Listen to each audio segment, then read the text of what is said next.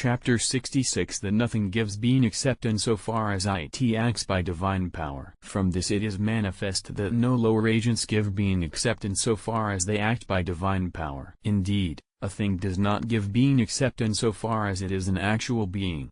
But God preserves things in being by his providence, as we showed. Therefore, it is as a result of divine power that a thing gives being. Again, when several different agents are subordinated to one agent, the effect that is produced by their common action must be attributed to them as they are united in their participation in the motion and power of this agent. For several agents do not produce one result unless they are as one. It is clear, for example, that all the men in an army work to bring about victory, and they do this by virtue of being subordinated to the leader, whose proper product is victory. Now, we showed in Book 1 that the first agent is God. So, since being is the common product of all agents, because every agent produces actual being, they must produce this effect because they are subordinated to the first agent and act through his power.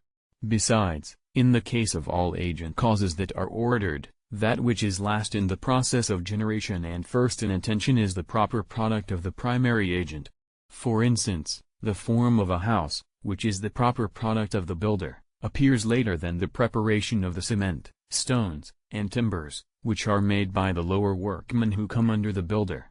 Now, in every action, actual being is primarily intended, but is last in the process of generation.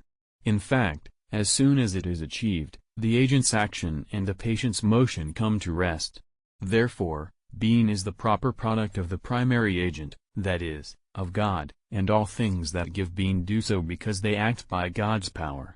Moreover, the ultimate in goodness and perfection among the things to which the power of a secondary agent extends is that which it can do by the power of the primary agent, for the perfection of the power of the secondary agent is due to the primary agent. Now, that which is most perfect of all effects is the act of being, for every nature or form is perfected by the fact that it is actual, and it is related to actual being as potency is to act.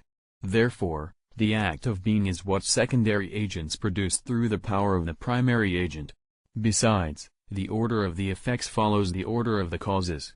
But the first among all effects is the act of being, since all other things are certain determinations of it.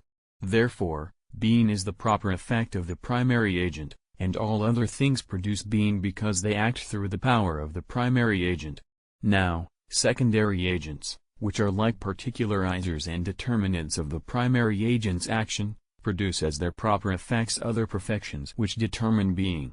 Furthermore, that which is of a certain kind through its essence is the proper cause of what is of such a kind by participation.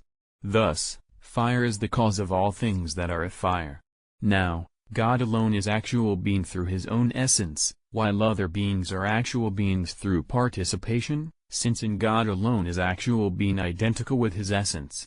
Therefore, the being of every existing thing is his proper effect.